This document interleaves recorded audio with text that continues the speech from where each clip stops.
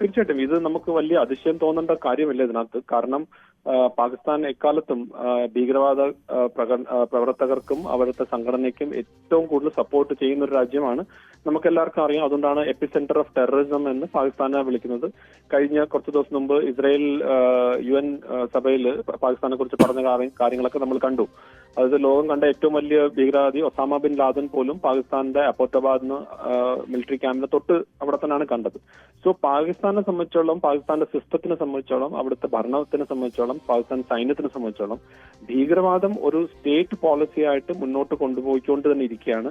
അതിനകത്ത് ഒരു മാറ്റവും ഇല്ല. അപ്പൊ ആ സ്റ്റേറ്റ് പോളിസിയെ മുന്നോട്ട് കൊണ്ടുപോകണമെങ്കിൽ അതിന്റെ ഇൻഫ്രാസ്ട്രക്ചർ വേണം.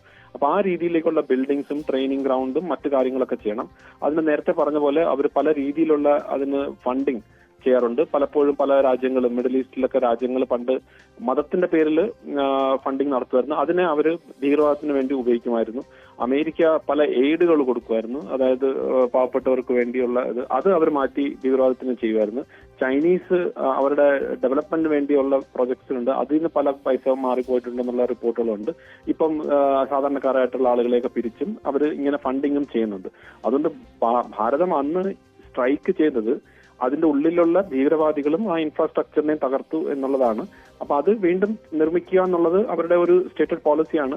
നമ്മൾ കണ്ടായിരുന്നല്ലോ, ഈ ഭീകരവാദികൾ നമ്മൾ അവരെ ഇല്ലാതാക്കി കഴിഞ്ഞപ്പം അവരുടെ ഈ അവസാനത്തെ കർമ്മങ്ങൾക്ക് വേണ്ടി പാകിസ്ഥാൻ സൈന്യം യൂണിഫോം ഇട്ട് വന്ന് നിൽക്കുന്ന ഒരു കാഴ്ച നമ്മൾ കണ്ടു. അപ്പൊ അതുകൊണ്ട് ഒരു സ്റ്റേറ്റ് എങ്ങനെയാണ് ഭീകരവാദത്തിന് കൂടെ നിൽക്കുന്നതിന്റെ ഏറ്റവും ലേറ്റസ്റ്റ് ഉദാഹരണമാണ് നമ്മൾ ഇപ്പോൾ കണ്ടുകൊണ്ടിരിക്കുന്ന ഈ ഇൻഫ്രാസ്ട്രക്ചർ ഡെവലപ്മെന്റും.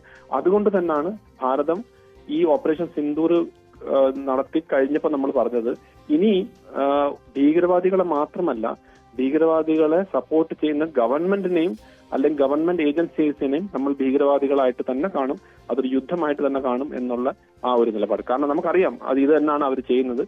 ഇനി വരും ദിവസങ്ങളിൽ ഇത് തന്നെ അവർ കണ്ടിന്യൂ ചെയ്യുകയും ചെയ്യും. യെസ്, വളരെ നന്ദി കേണൽ ഡിനി പ്രതികരിച്ചു.